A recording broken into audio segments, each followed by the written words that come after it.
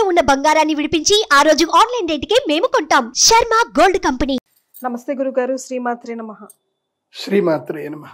గురుగారు, అక్టోబర్ 2న సూర్యగ్రహణం ఏర్పడుతుంది అంటున్నారు. ప్రపంచం అంతా వెయిట్ చేస్తుంది. చాలా ట్రెండింగ్ టాపిక్ కూడా అవుతుంది. ఒక్కొక్కరు ఒక్కొక్క విధానంగా చెప్తున్నారు. చాలా రకాల కన్ఫ్యూజన్, టెన్షన్ ఏర్పడుతుంది. మాకైతే మీరు పర్ఫెక్ట్ గా మాకు దారి చూపించగలరు. శ్రీ గురుభ్యో నమః. శ్రీమాత్రే నమః. అచింత్య వ్యక్తరూపాయ నిర్గుణాయ గుణాత్మని సమస్త జగదాధార మూర్తయే బ్రహ్మణే నమః. అయితే ఈ ఖగోళంలో చాలా అద్భుతాలు జరుగుతూ ఉంటాయి. ఈ అద్భుతాల్ని ఏవైతే కనుక గ్రహణాలు జరుగుతాయో ఇవి చాలా మంది నోట్ చేసి పెట్టుకుంటారు. గురుగారు, ఇవి నోట్ చేసి పెట్టుకొని ఆ తర్వాత జరిగిన ఈవెంట్స్ ఏం జరిగాయి, ఎలాంటి విపత్తులు జరిగాయి అనేది కూడా ఈవెంట్స్ నోట్ చేసి పెట్టుకుంటారు. ఇది ఎప్పటి నుంచో ఈ క్యాలెండర్ మెయింటైన్ చేస్తున్న వాళ్ళు చాలా మంది ఉన్నారు. ఇప్పుడు ఏం జరుగుతుంది అని అంటే, లాస్ట్ టైము ఎప్పుడైతే ఈ ఈవెంట్ జరిగాయో, ఇప్పుడు ఈ సంవత్సరం 2024 ఫిబ్రవరిలో ఒక గ్రహణం ఏర్పడింది. సంపూర్ణ సూర్యగ్రహణం ఏర్పడింది. అది 500 సంవత్సరాల తర్వాత ఒకసారి వచ్చే సూర్యగ్రహణం అది ఏర్పడింది. పూర్తి సూర్యగ్రహణం అమెరికాలో ఫస్ట్ టైం జనాలందరూ కూడా చూశారు. డే టైం మనకి డే టైంలో నక్షత్రాలు కనబడ్డాయి. ఇది ఈవెంట్ అమెరికాలో జరిగింది. ఎప్పుడు? ఫిబ్రవరిలో జరిగింది. చాలా మంది ఈవెంట్ చూశారు. కానీ దాని తర్వాత విపత్తులు అనేటివన్నీ జరిగాయి. అవి అన్ని కూడా నేను చెప్పడం జరిగింది. ఈ ఫిబ్రవరి నుంచి మళ్ళీ మార్చి 29, 2025 వరకు దీన్ని ఏమంటారు అంటే గ్రహణ సంధికాలము, గ్రహణ వేదకాలము అంటారు. అందులోపల మిడ్ ఈవెంట్ అనేది ఒకటి ఉంది. అంటే ఎండ్ టు ఎండ్ కనుక చూస్తే మధ్యలో మిడ్ ఈవెంట్ అనేది ఒకటి ఉంది. మధ్యలో మధ్యగ్రహణము అంటారు. ఆ మధ్యగ్రహణమే అక్టోబర్ 2వ తారీఖు వచ్చేటువంటి మధ్యగ్రహణం. అంటే ఫిబ్రవరి 2024లో ఒక గ్రహణం వచ్చింది. మళ్ళీ మార్చి 2025లో ఒక గ్రహణం వస్తుంది. మార్చి 28వ తారీఖు గ్రహణం వస్తుంది. మళ్ళీ సూర్యగ్రహణం షష్టగ్రహ కూటమిలో వస్తుంది. పంచగ్రహ కూటమిలేమో ఫిబ్రవరి 2024లో వచ్చింది. షష్టగ్రహ కూటమిలేమో మార్చి 2025 28వ తారీఖు వస్తుంది. అంటే పంచగ్రహ షష్టగ్రహ కూటమిలో ఈ జరిగేటువంటి గ్రహణ వేదకాలం ఏదైతే ఉంటుందో, ఈ ఆల్మోస్ట్ ఈ యొక్క 1 year డ్యూరేషన్ ఏదైతే ఉందో, ఈ డ్యూరేషన్లో మిడ్ ఈవెంట్ అనేది ఒకటి ఉంది. ఆ మిడ్ ఈవెంటే ఇప్పుడు అక్టోబర్ 2వ తారీఖు వచ్చేటువంటి ఖగ్రాస, అంటే సంపూర్ణ ఖగ్రాస సూర్యగ్రహణము. దీన్ని రింగ్ ఆఫ్ ఫైర్ అని పిలుస్తారు. ఇది రింగ్ ఆఫ్ ఫైర్ అనేది అసలు రాదు. 6000 సంవత్సరాల క్రితం ఏర్పడిన రింగ్ ఆఫ్ ఫైర్ మళ్ళీ ఇప్పుడు ఏర్పడుతుంది. ఎప్పుడైనా సూర్యగ్రహణం జరిగితే పార్షల్ గా సూర్యగ్రహణం జరుగుతుంది. అంటే సూర్యబింబాన్ని పూర్తిగా ముంచకుండా సగం నుంచి వెళ్ళిపోతుంది షాడో. ఒక్కొక్కసారి సూర్యగ్రహణం పూర్తిగా మునుగుతుంది. అది 500 సంవత్సరాలకు ఒకసారి జరిగింది. మళ్ళీ 2048లో మళ్ళీ ఈవెంట్ ఉంది, సంపూర్ణ సూర్యగ్రహణం. సో ఇప్పుడు ఏదైతే కనుక ఈవెంట్ ఏదైతే ఉందో దీన్ని సంపూర్ణ ఖగ్రాస రింగ్ ఆఫ్ ఫైర్ అంటారు. అంటే చంద్రుడు సూర్యుడి బింబానికి మధ్యలో వెళతాడు, కానీ పూర్తిగా కప్పబడ్డు. చుట్టూ కూడా అగ్నిగోళం లాగా ఒక రింగ్ లాగా కనిపిస్తుంది మనకి. అంటే ఎర్రటి రింగ్ లాగా కనిపిస్తుంది. దీన్ని రింగ్ ఆఫ్ ఫైర్ అని కూడా అంటారు. ఈ సూర్యగ్రహణం ఎప్పుడు ఏర్పడింది అని అంటే, ఇక మీరు కల్కి సినిమా చూడొచ్చు. ఇప్పుడు ఇది కల్కి సినిమాకి ఇది కొంచెం రిలేటెడ్ గానే ఉంటుంది. ఎప్పుడైతే గనక భగవంతుడు మళ్ళీ అవతారం ఎత్తబోతాడో, ఎప్పుడైతే గనక లోక కంటకుడు పుట్టబోతాడో అప్పుడు ఇలాంటిది జరుగుతుంది. జరుగుతుంది. ఇప్పుడు షష్టగ్రహ కూటమి ఎప్పుడైతే పడుతుందో గుర్తుపెట్టుకోండి. షష్టగ్రహ కూటమి అయినప్పుడు ఈ భూ ప్రపంచంలో 2 పుడతారు. నేను చెప్పాను, పంచగ్రహ కూటమిలో ఒకడు పుడతాడు, షష్టగ్రహ కూటమిలో ఒకడు పుడతాడు. సో లోకాన్ని నాశనం చేయడానికి ఒకడు పుడతాడు, లోకాన్ని కాపాడడానికి కూడా ఒకడు పుడతాడు. సో ఇలాంటి మాస్టర్స్ పుట్టేటువంటి సంవత్సరమే ఇది. సో ఇప్పుడు ఏం జరుగుతుంది అని అంటే, ఇది మహాభారత యుద్ధం జరిగే కన్నా మునుపు వచ్చినటువంటి సూర్యగ్రహణం. ఈ సూర్యగ్రహణం ఏర్పడ్డమే ప్రపంచానికి కీడు. సో వరల్డ్ వార్ జరగబోతుంది అని అప్పుడే చెప్పబడింది. ఇది మన పురాణాల్లో కూడా ఉంది, ఋగ్వేదంలో కూడా ఉంది. భూమి రక్తంతో తడుస్తుంది అని కూడా ఉంది. భూమి పైన ఎర్రటి పువ్వులు చిగురిస్తాయి, రక్తముతో తడిచిన తర్వాత ఎర్రటి పువ్వులు చిగురిస్తాయని చెప్పి ఋగ్వేదంలో ఉందన్నమాట. సో అదే థియరీ ఇప్పుడు మళ్ళీ రాబోతుంది. ఎందుకోసం అంటే మహాభారత యుద్ధం జరిగింది డిసెంబర్లో. సో ఇది 2004లో కూడా ఇలాంటి గ్రహణం ఏర్పడింది, కానీ ఇలాంటి గ్రహణం కదా, అప్పుడు సంపూర్ణ సూర్యగ్రహణం ఏర్పడింది 2004లో. గురుగారు. సంపూర్ణ సూర్యగ్రహణం ఏర్పడిన తర్వాత సునామీ వచ్చింది మనకి, చెన్నైలో భయంకరమైన పెద్ద సునామీ వచ్చింది మనకి. ఇప్పుడు కరెక్ట్గా 20 సంవత్సరాలు 2024. ఇప్పుడు అక్టోబర్ 2వ తారీఖు ఈ సూర్యగ్రహణము మహాలయ అమావాస్య రోజున జరుగుతుంది.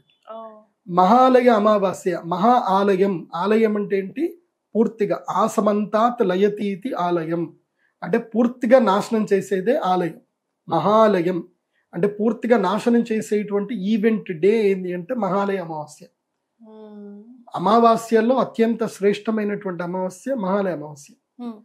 మనకి అర్జునుడు కృష్ణుని అడుగుతాడు, కృష్ణ ఈ యొక్క 15 రోజుల్లో తిథుల్లో 15 రోజుల్లో ఏ తిథి శ్రేష్టమైంది అని అంటే కృష్ణుడు అంటాడు 365 రోజులు శ్రేష్టమే అని అంటే, అలా కాదు కృష్ణ, ఏదైనా ఒక తిథికి ఒక ప్రయోజనాత్మకంగా ఉంటుంది కదా, పూర్తిగా సంవత్సరంలో అత్యంత శ్రేష్టమైనటువంటి ఒక 15 రోజులు నాకు చెప్పు అని అంటాడు కృష్ణుడు. చెప్తాను విను అని చెప్పి కృష్ణుడు చెప్పాడు. మొట్టమొదటిది బలిపాడ్యమి. పాడ్యమికి శ్రేష్టమైంది. ద్వితీయ యమద్వితీయ శ్రేష్టమైనటువంటిది. మూడవది అక్షయ తృతీయ శ్రేష్టమైంది. చవితి వినాయక చవితి శ్రేష్టమైంది. పంచమి వసంత పంచమి శ్రేష్టమైంది. షష్ఠి సుబ్రహ్మణ్య షష్ఠి శ్రేష్టమైంది. అంటే ఏదైతే షష్ఠి తిథి కృత్తికా నక్షత్రంతో కలిసి వస్తే అది శ్రేష్టమైన తిథి.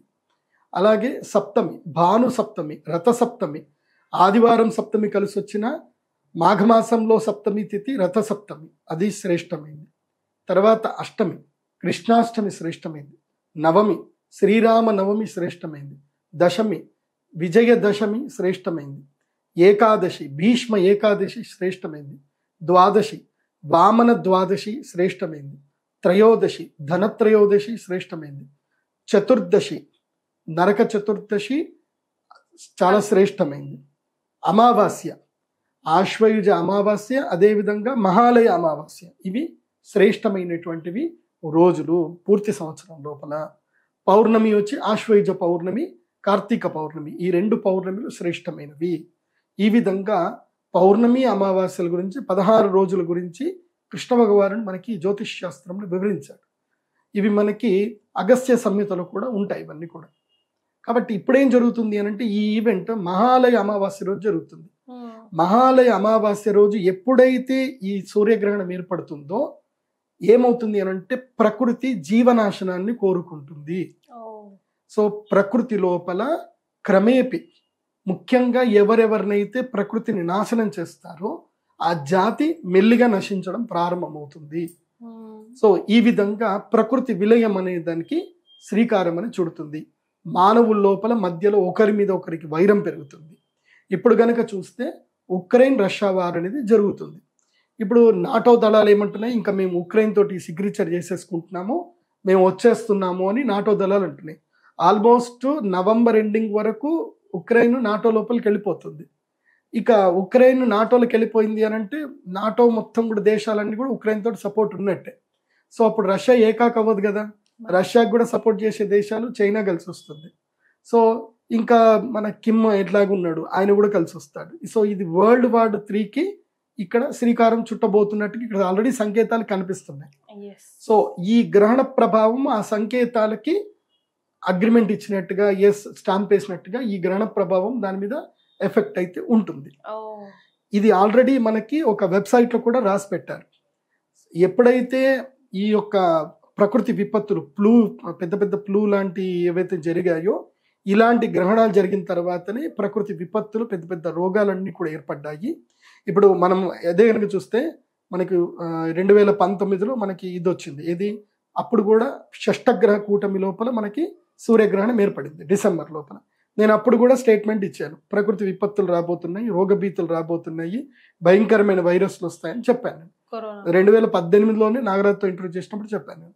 సో 2019 లోపల ఏం జరిగింది, కోవిడ్ వైరస్ వచ్చింది. 2020 చీకట్లకు నెట్టేసింది, 21 దారుణంగా పోయింది, 22, 23 కొంచెం తేరుకున్నాం, మళ్ళీ 24లో వరదలు విపత్తులు వస్తున్నాయి.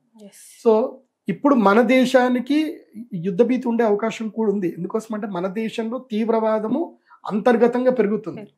మన దేశానికి 2047 2045 నుంచి 47 ఈ 2 సంవత్సరాలు గుర్తుపెట్టుకోండి. ముఖ్యంగా హిందువులు గుర్తుపెట్టుకోండి.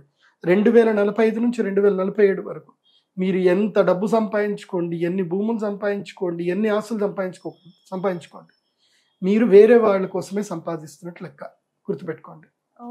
ఒకప్పుడు 1947 పాకిస్తాన్ ఏర్పడకన్నా మునుపు పాకిస్తాన్లో ఉండే హైదరాబాద్లో సింధ్ ప్రాంతం లోపల 98% హిందువులు ఆస్తిపాస్తులు కలిగి ఉన్నటువంటి వాళ్ళు. ఇవాళ ఈ రోజటి కనుక చూస్తే, అంటే 2024 సంవత్సరానికి చూస్తే, అక్కడ 1% మాత్రమే హిందువులు ఉన్నారు. వాళ్ళ దగ్గర 1% కూడా, అంటే 98%లో 1% కూడా వాళ్ళ దగ్గర ఎవరి దగ్గర స్థిరాస్తులు లేవు. వాళ్ళ ఆస్తులన్నీ పోయాయి. కాబట్టి హిందువులందరూ కూడా బాగా గుర్తుపెట్టుకోండి, 2045-47 ఇది మనకి విపత్తు కాలము. భారతీయులందరికీ, హిందువులే కాదు, భారతీయులందరికీ విపత్కాలం. ఈ భారతదేశము అంతర్గత తీవ్రవాదంతో ఆక్రమింపబడుతుంది. దానికి శ్రీకారం ఇక్కడ నుంచి, ఇప్పుడు 2024 నుంచి చూస్తే 2044 వరకు, అంటే ఎన్ని సంవత్సరాలు? 24 అంటే ఇంకా 20 సంవత్సరాలు. ఈ 20 సంవత్సరాల్లో చాప కింద నీరులాగా తీవ్రవాదం పాకుతుంది, విపరీతంగా పాకుతుంది. ఒకేసారి 2 సంవత్సరాలు భారతదేశంలో మూకుమ్మడి దాడులు పెరుగుతాయి. భారతదేశంలో సౌత్ ఇండియా అని గొడవలు చేస్తారు, మా ప్రాంతం గొప్ప అని చెప్పి గొడవలు చేస్తారు, ఏవో ఒకటి అల్లకల్లోలు జరుగుతాయి. మనం ఐకమత్యంగా లేకపోతే. మనం ఆస్తులు ఒకటి సంపాదించుకోవడం కాదు, సమైక్యతను కూడా సంపాదించుకోవాలి, జ్ఞానాన్ని కూడా సంపాదించుకోవాలి, ఐక్యంగా ఉండాలి. అది బాగా గుర్తుపెట్టుకోండి. ఎందుకోసం అంటే భవిష్యత్తుకు సూచనలే, భవిష్యత్తు విపత్తుకు సూచనలే ఈ గ్రహణాలు. ఇప్పుడు వచ్చేటువంటి రింగ్ ఆఫ్ ఫైర్ ఏం చెప్తుంది అని అంటే, ఆ చీకటి చంద్రుడు ఎవరైతే ఉన్నారో అది మనం అందరం. ఆ చుట్టూ అగ్ని ఏదైతే ఉందో మన చుట్టూ కమ్ముకునేటువంటి విపత్తు.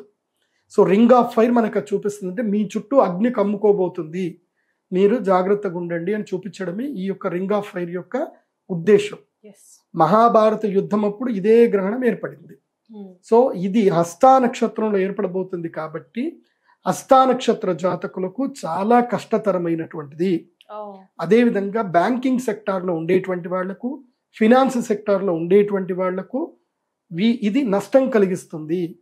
అంటే బ్యాంకులు దివాలా తీస్తాయి, దేశాలు దివాలా తీస్తాయి, దానితోటి బ్యాంకులు దివాలా తీస్తాయి. ఇది గుర్తుపెట్టుకోండి. దీనివల్ల రుణగ్రస్తులకు, ఎవరైతే రుణం చేసినట్టు, ఇప్పుడు బ్యాంకు ఒకడు అప్పు తీర్చలేదు, ఆ అప్పు బ్యాంక్ ఏం చేస్తుంది? వేరే వాళ్ళ దగ్గర నుంచే లాగుతుంది. బ్యాంక్ వాడి చేతులకు నుంచి పెట్టాడు కదా. కాబట్టి ఎవరైతే రుణాలు తీసుకున్నారో వడ్డీ రేట్లు పెరిగిపోతాయి దారుణంగా.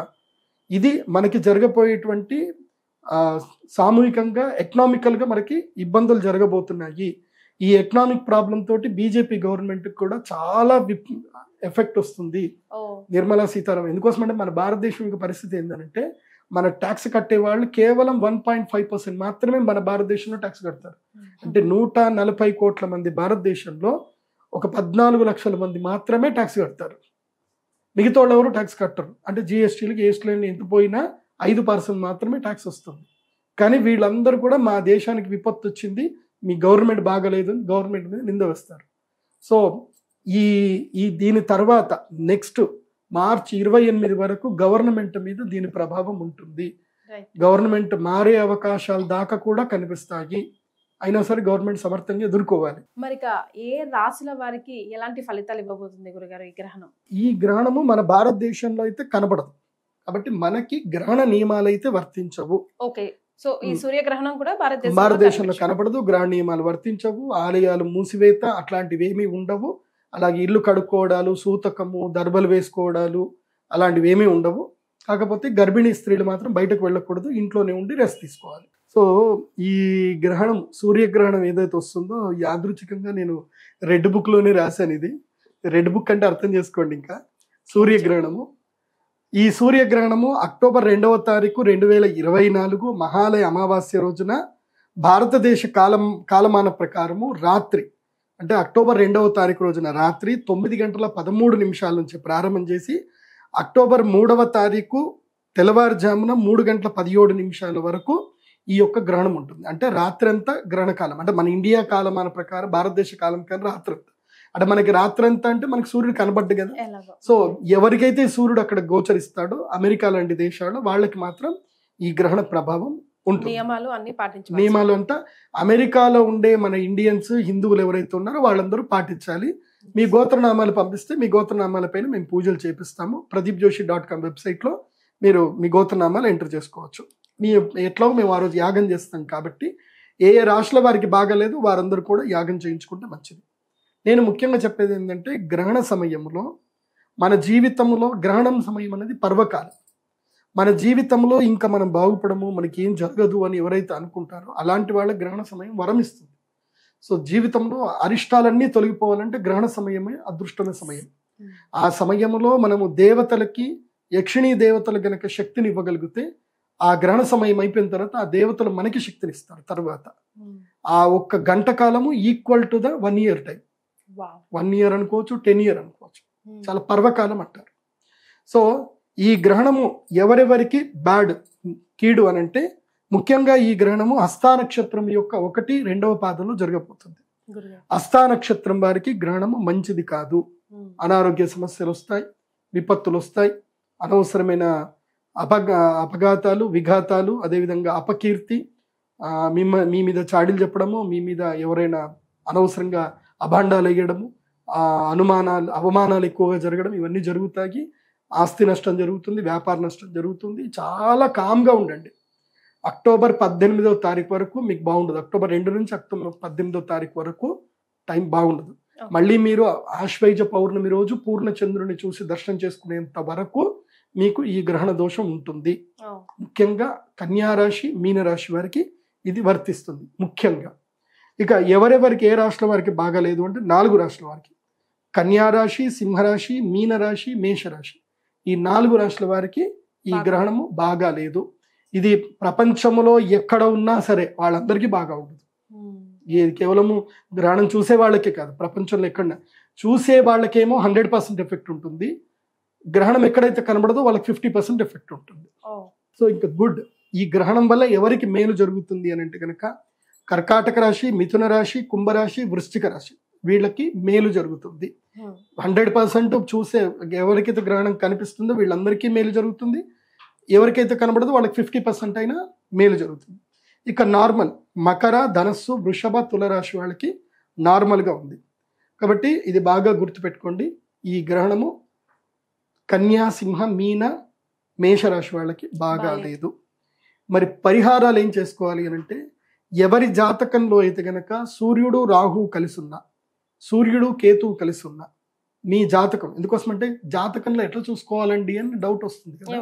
మీకు చెప్పేది ఏంటంటే నా వెబ్సైట్లో pradeepjoshi.com వెబ్సైట్కి వెళ్ళిపోయి హోరోస్కోప్ పీడిఎఫ్ని మీరు ఆర్డర్ చేసుకోండి. మీకు పీడిఎఫ్ ఫైల్ వస్తుంది. అందులోపల మీ జాతకంలో 3వ పేజు 4వ పేజీలో ఉన్న లగ్న కుండలి అని పెద్ద కుండలి ఉంటుంది. ఆ కుండలిలో రవి, సూర్యుడు, రవి, రాహువు కలిసి ఉన్నారో చూసుకోండి. అలా కలిసి ఉంటే మీరు శ్రీచక్రపీఠం వచ్చేయాలి ఆ రోజు పక్క. రవి, రాహు ఒకే గడి లోపల రవి, రాహువులు ఉన్నారు, ఒకే గడిలో రవికేతువులు ఉన్నారు, శ్రీచక్రపీఠం పరిగెత్తుకుంటూ రావాలి. ఒకే గడిలో ఇది అక్టోబర్ 2వ తారీఖు రావాల్సింది. అక్టోబర్ 2వ తారీఖు రవి, రాహువు, రవి, కేతువు కలిసి ఉంటే అక్టోబర్ 2వ తారీఖు పరిగెత్తుకుంటూ వచ్చేయాలి. రాత్రి పూజ. దూరంగా ఉండే వాళ్ళ పరిస్థితి అంటే ఇండియాలో ఉంటే వీలైతే రండి, రాలేదు అని అంటే గోత్రనామాలైనా చెప్పించుకోండి. మేము లైవ్ పెడతాము, లైవ్ టెలికాస్ట్ అయినా చూసి అక్కడి నుంచి మీరు సూర్యారాధన, ఓం నమ శివాయ, శ్రీమాతృ మంత్రాన్ని అందరూ జపం చేసుకోండి.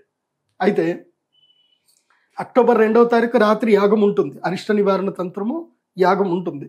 కాబట్టి అక్టోబర్ 2వ తారీఖు రోజున ఎవరి జాతకంలో అయితే రవి, రాహువు, రవి, కేతువు కలిసి ఉన్నారు తెలుసుకోండి. ఇంకొకటి, ఎవరైతే గనక సూర్యగ్రహణానికి చంద్రగ్రహణానికి మధ్యకాలంలో పుట్టారో, లేదా చంద్రగ్రహణం అయిన తర్వాత 15 రోజులకి, లేదా సూర్యగ్రహణం అయిన తర్వాత 15 రోజులకి ఎవరైతే పుట్టారో వాళ్ళు గ్రహణ వేదతో పుట్టారు. అది గుర్తుపెట్టుకోండి.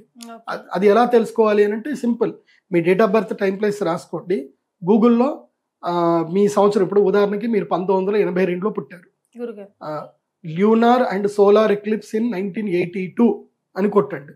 సో మీరు ఉదాహరణకి అక్టోబర్ 2వ తారీఖే పుట్టారు అనుకుందాం.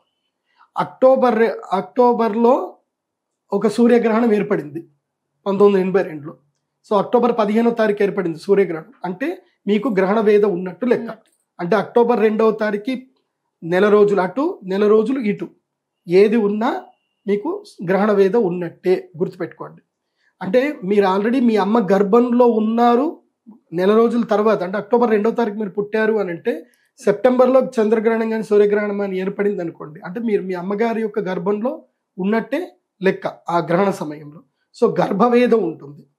తర్వాత అక్టోబర్ తర్వాత సూర్యగ్రహణం కానీ చంద్రగ్రహణం 15 రోజులు ఏర్పడింది అంటే మీరు పుట్టిన తర్వాత సూర్యగ్రహణం చంద్రగ్రహణం ఏర్పడినా మీ అమ్మ పాలు తాగారు కాబట్టి ఆ గ్రహణ వేద కూడా మీకు వర్తిస్తుంది 15 రోజుల పాటు. కాబట్టి 30 రోజులు అటు 30 రోజులు ఇటు జన్మకి గ్రహణ వేద తప్పకుండా ఉంటుంది. సో గ్రహణ వేద ఉన్నటువంటి వారు తప్పకుండా వచ్చి పూజ చేసుకోవాలి. గ్రహణ వేద లక్షణాలు ఏమిటి అని అంటే, ఒకటి జ్ఞాపక శక్తి సరిగ్గా ఉండకపోవడం, రెండవది ఏ పని చేస్తున్నా విఘ్నాలు రావడం, జీవితాంతము రుణగ్రస్తులై ఉండడం, జీవితంలో ఎప్పటికప్పుడు శత్రువులు కొత్తగా పుడుతూ ఉండడం, సుఖము లేకపోవడం, సంతోషం లేకపోవడం, ఎంత సంపాదించినా ఆ సంపాదన మిగలకపోవడం, ఇవన్నీ కూడా అరిష్ట సంకేతాలు. అలాంటి అరిష్ట సంకేతాలు మీకుంటే ఈ గ్రహణ వేదంలో వచ్చి పూజ చేసుకోండి. ఒకవేళ చెక్ చేసుకోవడానికి రాకపోయినా ఈ సిమ్టమ్స్ బట్టేనే చేసుకోవచ్చు. ముఖ్యంగా ఆర్థోపెడిక్ ఇష్యూస్ ఉంటాయి, గ్రహణ ముర్రి ఉంటుంది, కంటికి సంబంధించిన సమస్యలు ఉంటాయి, స్కిన్ ఎలర్జీస్ ఉంటాయి, ఆర్థరైటిస్ కైండ్ ఆఫ్ ఇష్యూస్ కూడా కొంతమందికి ఉంటాయి. ముఖ్యంగా శరీరంలో కాల్షియం సప్లై సరిగ్గా లేకపోతేనే స్కిన్ ఎలర్జీస్ వస్తాయి. సో వాళ్ళకి కూడా ఈ గ్రహణ వేదకు సంబంధించిన పరిష్కారాలు చేసుకోవాల్సింది ఉంటుంది. వాళ్ళకి మేము మెడిసిన్స్ కూడా, ఆయుర్వేద మెడిసిన్స్ కూడా సజెస్ట్ చేస్తాము. వాళ్ళకు ఒక ప్రత్యేకమైన శివలింగం కూడా ఇవ్వబడుతుంది. సో ఆ ప్రత్యేకమైన శివలింగాన్ని పూజ చేసుకోవడం వల్ల వాళ్ళకి క్రమేపీ ఆ విపత్తు అనేది తగ్గుతుంది. సో ఇది గ్రహణానికి సంబంధించిన ఏ రాశిలో వాళ్ళకి బాగా లేదు అనేటువంటి వివరణ. గురుగారు ఓవరాల్ గా ఏమైనా రెమెడీ చెప్పగలరా? సింపుల్ చెప్పాలి అని అంటే సింపుల్ రెమెడీ, ఇంట్లో కూర్చోవడము, తూర్పుకి అభిముఖం చేసి కూర్చోవడము, శ్రీమాతృ మంత్రం చదువుకోవడము, లలితా సహస్రనామము లేదా విష్ణు సహస్రనామం చదువుకోవడము, లేదా ఓం నమ శివాయ, ఓం నమో నారాయణాయ మంత్రం. గర్భిణీ స్త్రీలు, గర్భము దాల్చబోయే స్త్రీలు ఓంకారంతో కూడుకున్న మంత్రము గ్రహణ సమయంలో చదవకూడదు. మామూలుగా మెనోపాజ్ అయినటువంటి వాళ్ళు అందరూ కూడా కామన్గా చదువుకోవచ్చు. గర్భిణీ స్త్రీలు మాత్రం బయటకి రాకూడదు, రాత్రి అసలు బయటకు రాకూడదు, ఇంట్లోనే పడుకోవాలి. ఆహార నియమాలు అయితే ఏమీ లేవు, నాన్ వెజ్ తినకూడదు, మిగతా ఏదైనా తినచ్చు. గురుగారు ఏ జన్మలో ఏదో అదృష్టం చేసుకున్న వాళ్ళు మాత్రమే ఈ వీడియో చూడగలరు అనిపిస్తుంది. బికాస్ చాలా చాలా ఇంపార్టెంట్ విషయాలు ఈ వీడియో ద్వారా మీరు తెలియజేశారు. ధన్యవాదాలు. శ్రీమాత.